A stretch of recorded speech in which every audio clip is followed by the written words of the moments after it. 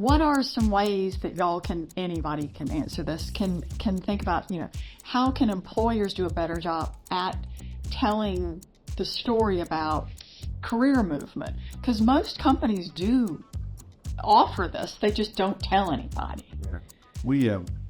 So I think from our perspective, we have put a lot of effort into trying to get middle school and high school kids into our manufacturing environment. So we have, it's easier with the kids of the people who already work there, yes, but we try and have the local schools have STEM days. We've had girls in engineering, girls in STEM, where we bring in middle school girls and have events so that they get exposed to what our world is like. It's not quite the real world, as you said, but it's it's some exposure to what we do. They get to see the factory, they get to participate, and our employees run that.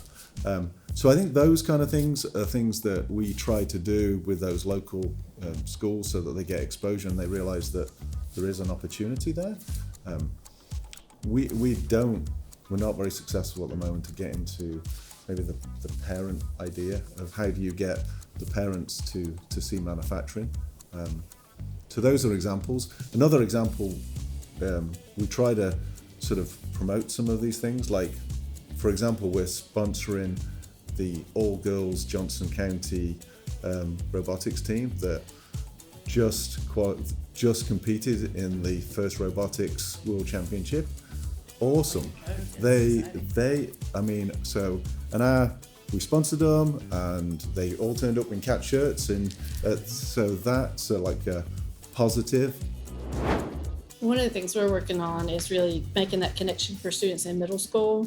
I know Johnson County does this, but they exposed kind of the world of work and how then this is where we need a lot of partnerships with employers so that you can have side by side the educational programs that you have in high school with the careers that align with that education.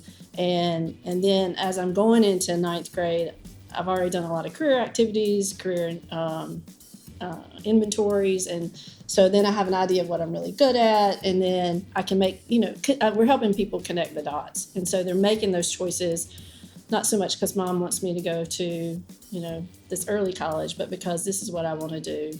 Again, that decisions with purpose.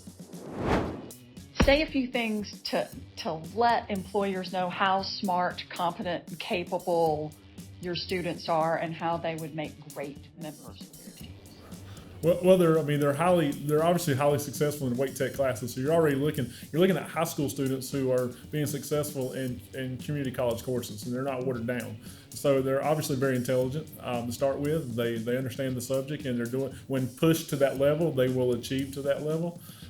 So that's the biggest thing. And I would say business partners have just they've got to give into the idea and get involved and get started.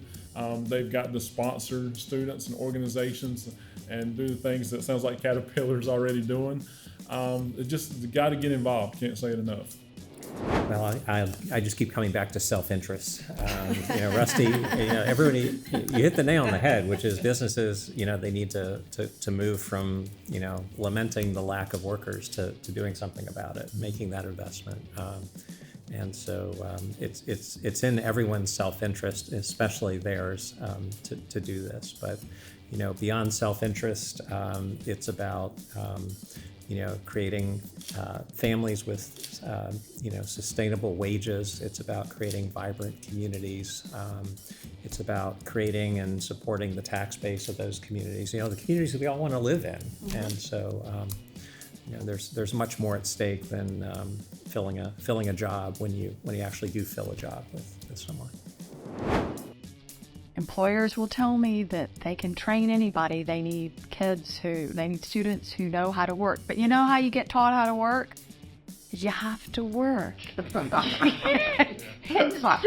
the best way to do this is through programs like career and technical education, and through programs like apprenticeships and free apprenticeships and internships. You have to give them the opportunity, and you have to teach them how to work, because they'll be able to get the skills.